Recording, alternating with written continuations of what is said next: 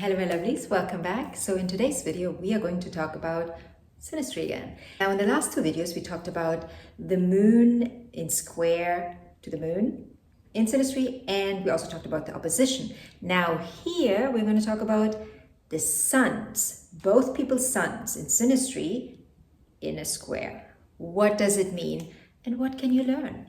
Now when it comes to the moon, we are talking about emotional chemistry, right? Two moons coming together, emotional chemistry, emotional compatibility, right? How easy it is to emotionally relate. Now, when it comes to the sun, we are talking about your core identity. So the synastry between the two suns reveals the core identity alignment. So depending on what aspect your suns make, and they always make some kind of aspect. It might be a minor aspect, but there's always an aspect that we can find, right? Sometimes we have a bit of leeway, sometimes we have a bigger orb, but there's always an aspect. Now, when there's a square aspect between these two, we are talking about tension between the two identities. The sun is your life force. It's your purpose. It's your vitality. It's your self-expression. Right? It's natural Leo energy. Even if your sun is not in Leo, it's Leo energy. The sun is the ruler of Leo. So there is this expressiveness in your sun, no matter if it's in Pisces or if it's in Aries. And when two suns meet each other, it's like two spotlights hitting each other. And the synastry is illuminating whether your two identities shine together or compete. Now, with the square, there is natural competition because, like I told you before, a square is Martian energy. There is a natural admiration here for each other, for each other's identity, but we also push each other's buttons. The attraction between two suns in a square is instant. Right? It's instant. Mars, instant. Because there's instant chemistry between the differences that you have. But very soon, you will get into ego clashes because the friction is building. With Mars, friction always builds. It's natural for Mars to have this friction, right? It's like inherently Martian. And friction doesn't always have to be bad, right? When we hear the word friction, we instantly think, oh my God, awful. But it helps us shape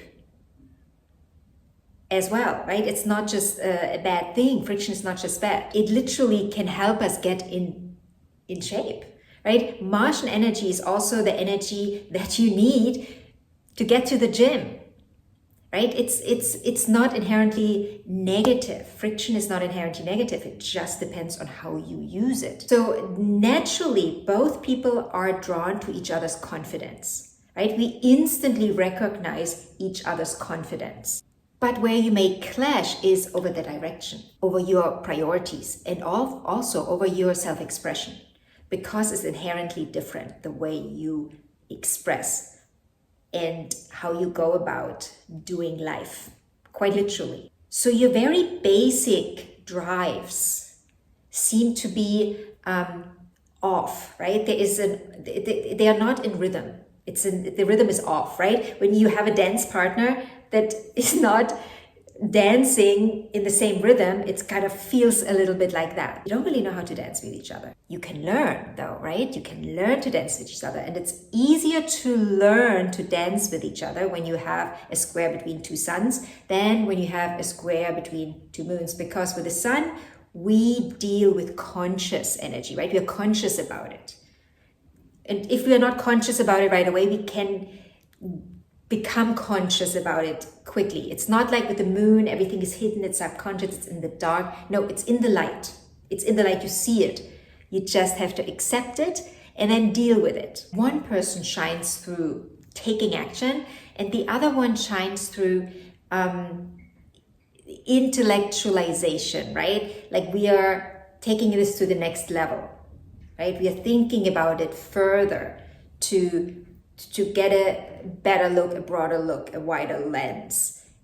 But the other person already took action, right? There is this, okay, we are not doing it the same way kind of feel. So let's take it, let's take Scorpio and Leo, for example. So we are dealing with a fixed energy here, right? 2 fixed suns, which I think I mentioned that in the moon video.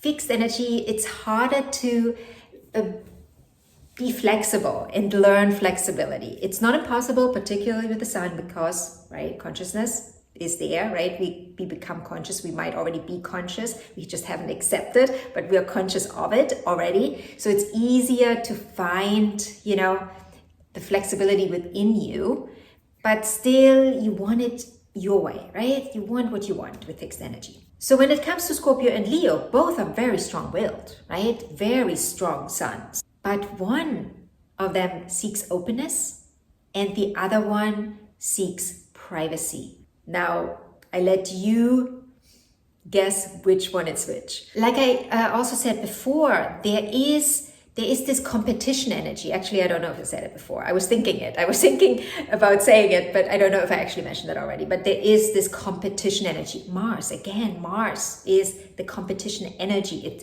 It's like, I'm gonna win. I'm gonna be first. So if we have the square between 2 suns, their identities are competing in some shape or form. But through that, we are growing, right? We are both growing.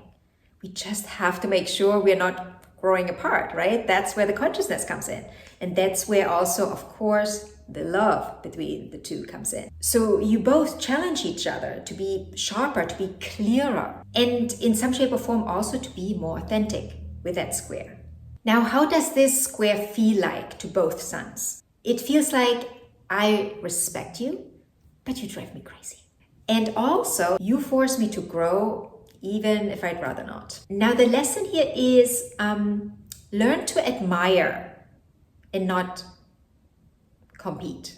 You can learn to respect each other's autonomy. And when you learn that, this helps you to become the power couple, right? This is the power couple, what we see as the power couple, right? 2 strong individuals coming together and are even stronger together because they bring both bring their best. I think I mentioned that before, right?